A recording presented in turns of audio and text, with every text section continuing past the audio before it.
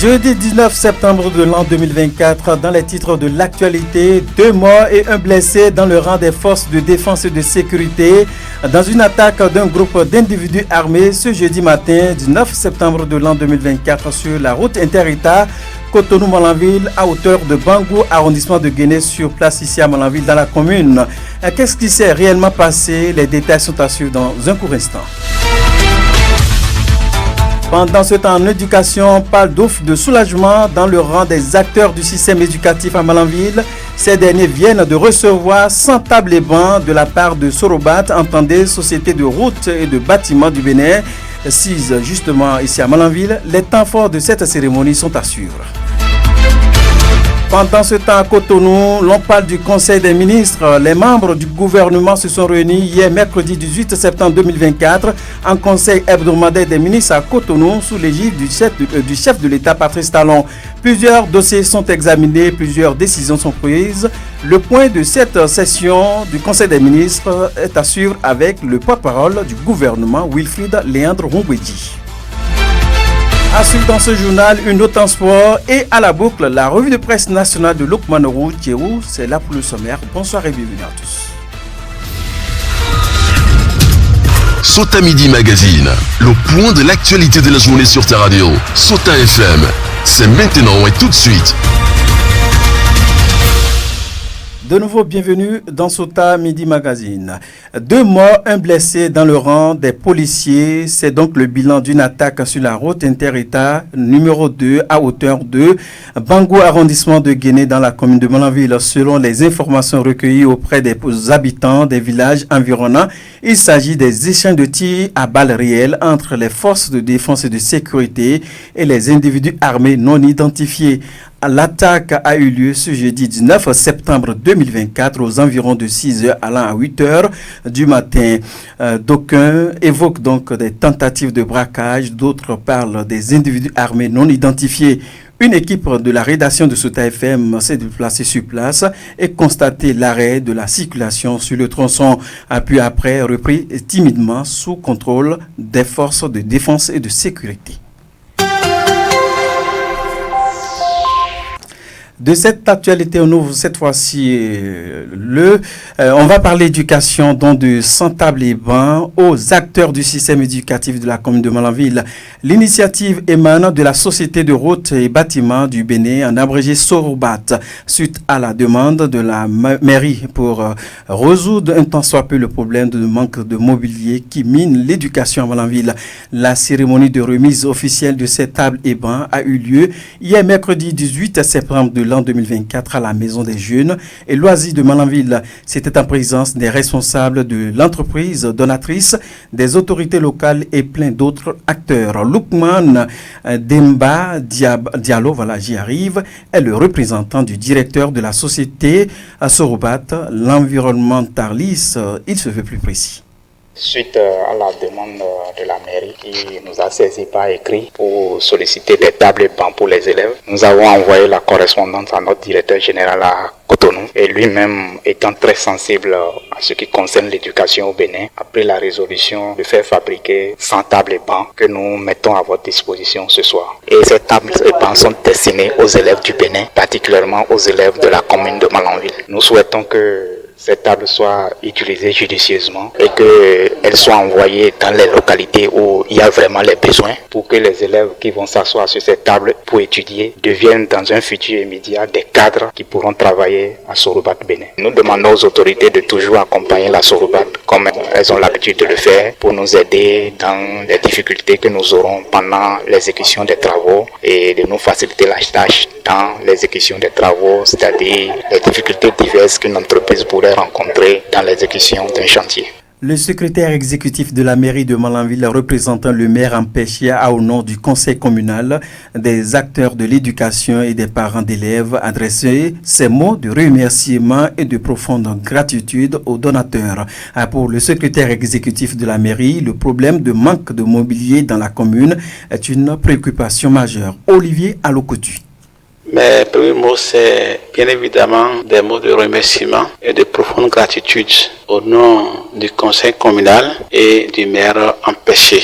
il devrait être là en personne, compte tenu de la grandeur du geste, mais au dernier moment, il n'a pas pu répondre présent. Donc, c'est de vous remercier du fond du cœur, au nom de toute la population de la commune de Malanville et des secteurs de l'éducation. Vous savez que l'éducation, c'est l'un des secteurs de priorité du gouvernement et au niveau communal, c'est encore notre priorité également. Les 100 bancs que vous donnez à la mairie aujourd'hui, vous ne pouvez pas imaginer notre sentiment de bonheur à la fois pour nous-mêmes et surtout pour nos chers apprenants. C'est une question cruciale, c'est une préoccupation majeure dans toutes nos écoles, dans tous nos collèges. Et la mairie, depuis un peu plus de 2 ans, cherche des solutions. C'est dans ce cadre que nous avons saisi plusieurs partenaires, au-delà même des actions que nous avons planifiées dans ce sens, et qui d'ici à là vont être concrétisées au grand bonheur de nos apprenants. Nous avons saisi des partenaires pour nous appuyer. Et aujourd'hui, la Société des routes et bâtiments, qui est chargée des travaux de réhabilitation de la route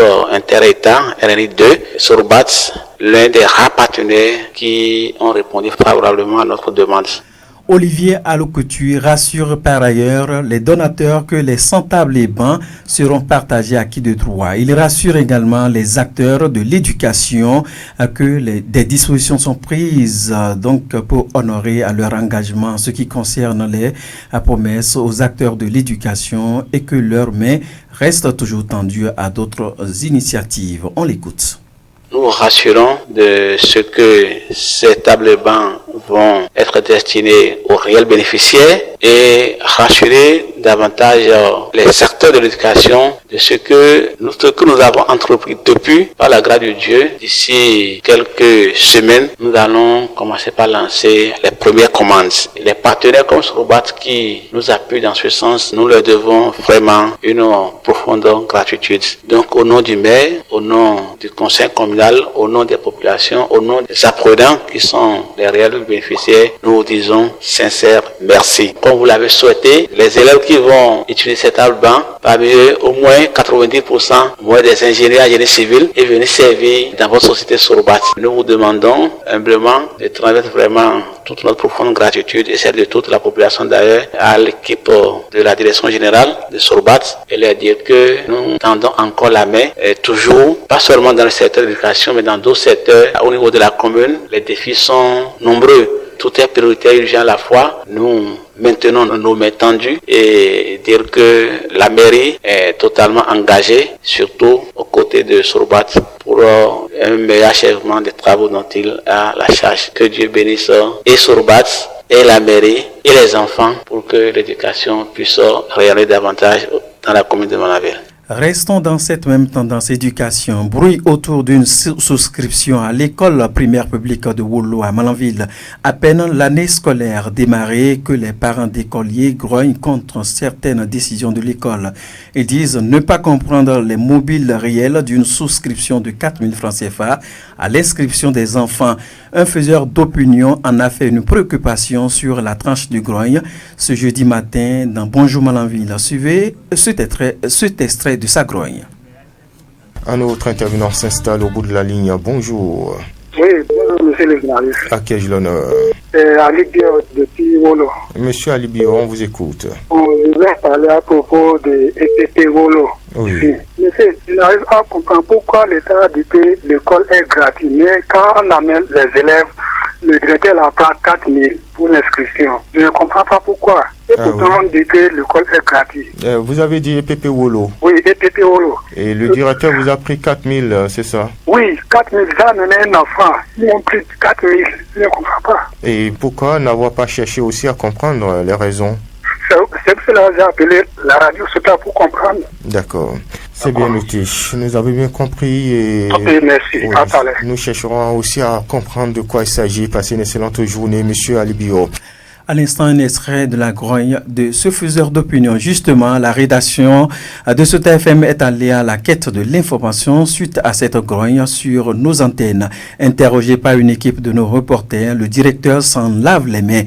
Jules Assogba, puisque c'est de lui qu'il s'agit, explique que la décision de solliciter la souscription des parents d'écoliers émane de l'association des parents et non de lui. Suivez ces explications au micro de Modeste Simuto et Zulkifil Lona.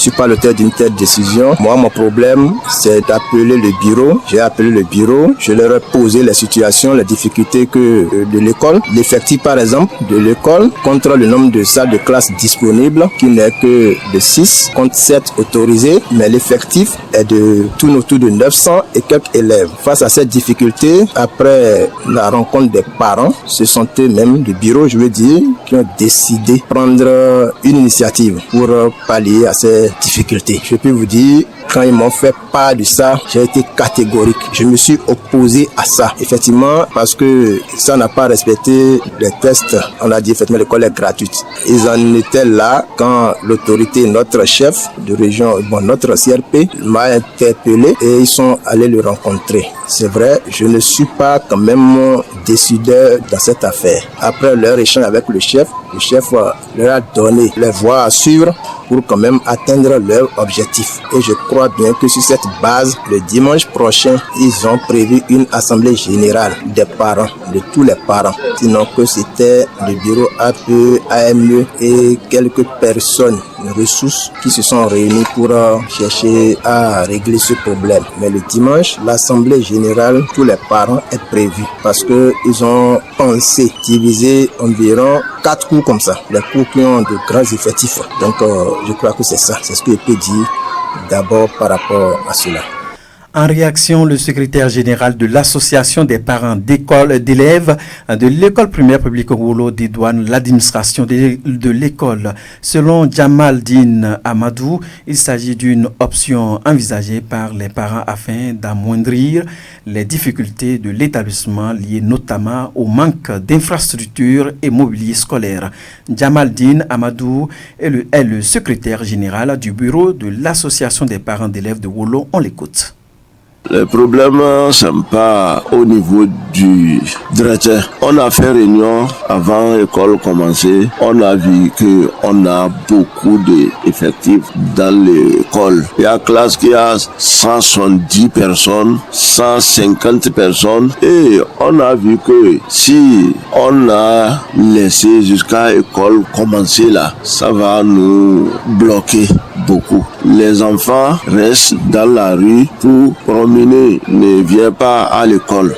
On a vu que on va faire réunion au niveau du bureau pour voir comment on va faire ça. On va faire pour gérer beaucoup d'effectifs là et chercher table banc pour voir ce qu'on va faire. Et on a fait réunion, on a calculé, on a dit que on va voir comment on va faire. On a vu que les enfants qui viennent inscrire là, on va prendre un peu pour essayer de trouver les bancs. Depuis l'année passée, table banc là, on n'a pas trouvé. Comment on va faire? On va laisser bras croisés pour attendre quand. C'est ça que le bureau APE a vu que on va cotiser chez les niveaux inscrits là pour essayer de faire quelque chose. Vous avez vu comment on a commencé. Vous avez vu les classes qu'on a commencé à construire là-bas. Les hangars, c'est pas au niveau des directeurs. C'est bureau de APE.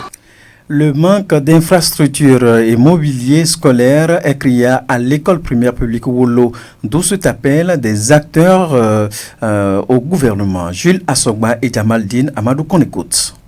On a 2 modules de 3 classes. Ça fait 6 salles de classe contre actuellement 6 enseignants. Par rapport à cette situation, vous savez, je dirais que Malanville n'est pas toujours dans le Bénin parce que les gens ne veulent pas vérifier correctement les choses avant de commencer par commenter et interpréter. Au lieu d'aller voir les conditions dans lesquelles les gens sont, pourquoi les gens prennent cette décision. Ce qui fait mal, on dit, c'est le directeur. Je n'ai même pas encore inscrit moi-même directeur de l'école un enfant depuis la rentrée par rapport à cet acte-là. Demandez aux parents même. Si, quand ils ont pris le point, j'ai dit non, je me suis opposé, j'ai dit bon, néanmoins, expliquez à tout parent qui vient là ce qui va se passer ou bien ce que vous voulez faire, la décision, comment la décision a été prise. Ils sont allés rencontrer le chef et le chef a essayé de leur clarifier les choses. Tout a été suspendu et ils ont dit c'est après l'âge qu'ils peuvent maintenant faire tout là. Par exemple, l'année passée, on a présenté une 60aine de candidats. Cette année, nous tendons vers 100. Donc, c'est des choses, on dit que ça va venir, on va construire, on va faire si on n'en trouve pas. Les autorités doivent quand même chercher à comprendre le problème parce que nous sommes là pour travailler, mais aux autorités de nous aider et essayer aussi de faire comprendre à la population que ce n'est pas l'État qui va tout faire. Dans le 4000 là, on va faire les hangars, on va faire les tables bancs, on va prendre un vacataire qui va aider les enfants. C'est tout cela on a calculé pour. Mais le 4000 là, c'est pour les niveaux inscrits. Si on a trouvé les bancs, c'est fini. On va laisser ça. Mesdames et messieurs, cette session de l'information se poursuit, mais avant tout, on marque juste une courte pause. C'est la pause qui s'impose. Sota Info Midi, le point de l'actualité sur ta radio. On prend la direction de Cotonou, 3551 milliards donc de francs CFA, c'est le montant global du budget de l'État exercice 2025. Le projet de ce budget général a été adopté hier mercredi 18 septembre en Conseil des ministres. Réunis sous la présidence effective du chef de l'État Patrice Talon, les membres du gouvernement ont examiné, adopté et transmis le budget à l'Assemblée nationale. Il est donc en hausse de 11% par rapport à celui de 2024 selon le point du compte rendu du Conseil des ministres. Suivez donc un extrait de ce point avec Wilfried Léandre Ngwedi, porte-parole du gouvernement. Transmission à l'Assemblée nationale pour examen et vote du projet de loi de finances pour la gestion 2025. Ce projet de budget s'établit à 3 551 milliards 005 de francs CFA, en hausse de 11% par rapport à 2024. Dans le but de renforcer la résilience de notre économie, il consacre la poursuite et la consolidation des leviers de sa transformation structurelle et une meilleure redistribution des fruits de la croissance économique pour plus d'équité et de justice sociale. Ainsi, courant 2025, les actions de diversification des secteurs productifs, de transformation et de création de valeur seront poursuivies et accentuées. En dépit du contexte d'incertitude croissante du fait des aléas climatiques, des chocs exogènes, il postule un taux de croissance de 6,8% en lien avec les performances attendues dans le secteur agricole et l'expansion du tissu industriel, le secteur portuaire et le tourisme. En outre, les choix budgétaires opérés permettent d'assurer les engagements du Bénin pour l'atteinte des objectifs du développement durable à travers l'accélération des chantiers de projets et réformes engagés, ainsi que la prise en compte des besoins exprimés par les populations lors des tournées de reddition de comptes. Promotion de l'emploi, réduction des inégalités liées aux genre, préservation de la planète, contre les effets du changement climatique sont entre autres priorités de ce budget général de l'État exercice 2025. Il projette également l'orientation et l'organisation des élections générales en 2026 tel que l'explique ici Wilfried Léandre Ngwedi. Il est le porte-parole du gouvernement.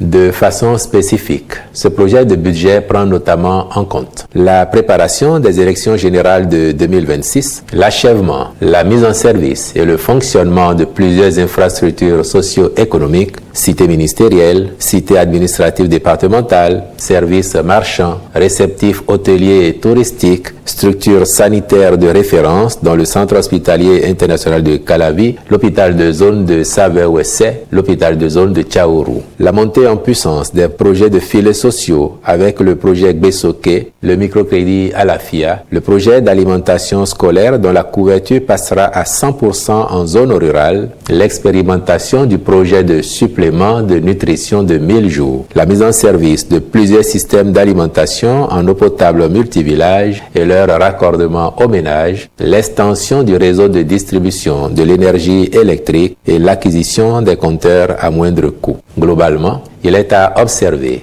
que les dépenses à sensibilité sociale cumulent à elles seules à 1101 milliards 71 de francs CFA en 2025, correspondant à 41,5% du budget général. À toutes ces projections s'ajoutera la densification du réseau routier par l'achèvement et la livraison de plusieurs infrastructures, tant en milieu urbain qu'en zone rurale. Enfin, il convient de préciser qu'aucun nouvel impôt n'a été créé dans le projet de loi de finances pour la gestion 2025. Cet effort traduit l'engagement du gouvernement d'assurer une bonne stabilité et une prévisibilité des normes fiscales pour les opérateurs et investisseurs privés. Dans le même ordre, aucune augmentation des taux des impositions existantes n'a été proposée au rang des nouvelles mesures fiscales et douanières dans le projet de budget.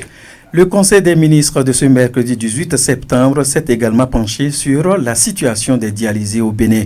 Le gouvernement annonce dans les tout prochains jours des subventions de l'État sur l'achat des kits. Wilfried Léandre Hongwedi nous en dit plus. En point 2, adoption du décret portant exonération des droits et taxes de douane sur les intrants composant les kits de dialyse. La prise en charge de la dialyse nécessite des ressources importantes impliquant l'intervention de l'État aussi bien que la participation des patients. En vue d'étendre l'offre de soins aux dialysés et la rapprocher des populations à l'intérieur du pays, de nouvelles unités de dialyse ont été mises en place à Porto Novo et à Abomey, tandis que celles de Cotonou et de Parakou ont été renforcées par l'acquisition de 57 nouveaux générateurs de dialyse et d'équipements divers. Par ailleurs, la Société béninoise d'approvisionnement en produits pharmaceutiques a développé un modèle d'acquisition des intrants qui permet de renforcer la disponibilité des kits et d'en réduire le coût. Tenant compte des contraintes auxquelles font face les patients, le Conseil a décidé d'exonérer tous les intrants entrant dans la composition des kits de droits et taxes de douane afin de réduire davantage le coût du kit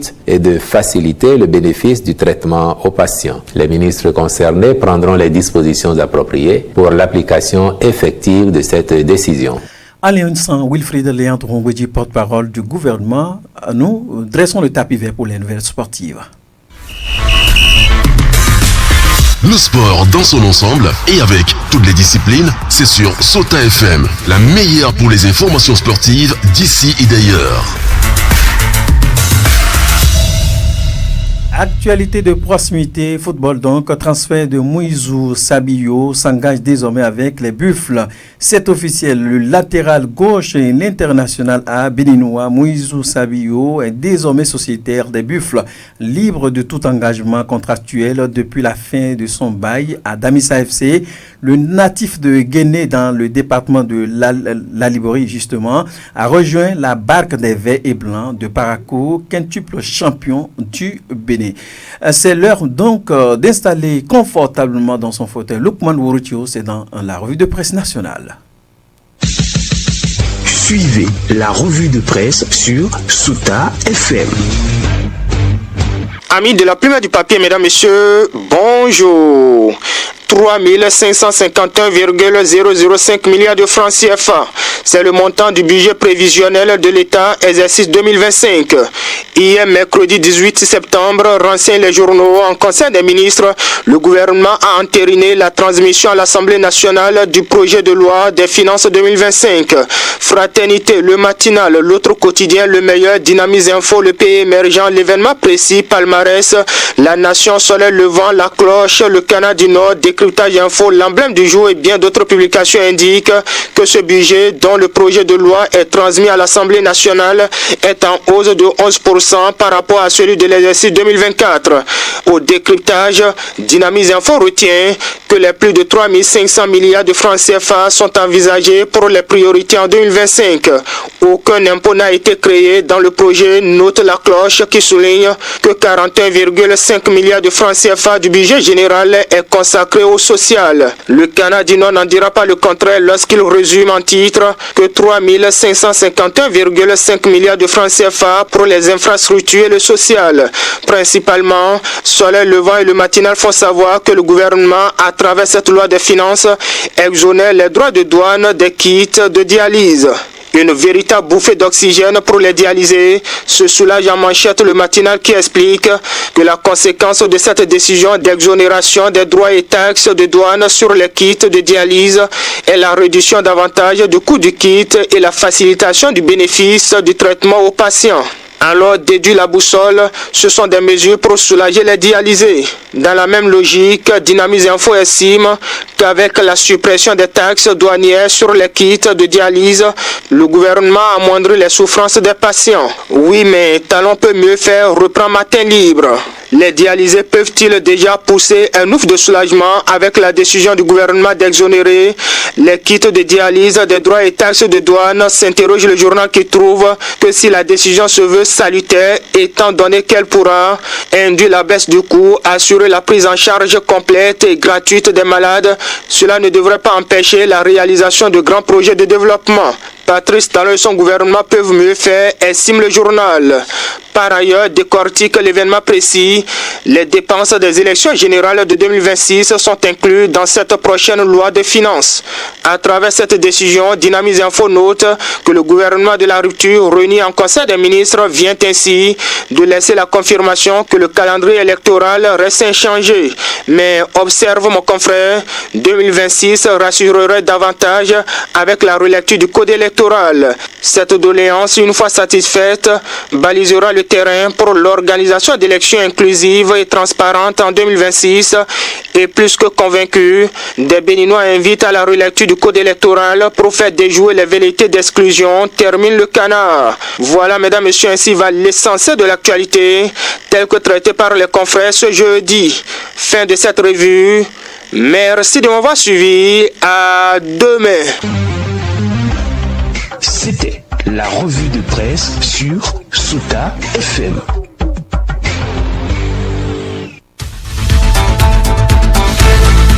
Et bien voilà, stop et fin, tout le monde descend, c'est la fin de cette session de l'information, collaboration technique, on retrouve Aboubacar Dokou, à l'édition il a pour nous Ousmane Tinola, en direct depuis les studios A pour la présentation, Bruno Gaclio m'appelle. Mesdames, messieurs, ne perdez jamais espoir car demain sera peut-être meilleur, on ne sait jamais, prenez la vie du bon côté, que Dieu vous garde. C'était Sota Midi Magazine, le rendez-vous informatif de la mi-journée sur Sota FM, la radio de l'espoir. Merci pour votre fidélité. Dans la Liborie, la différence a un nom.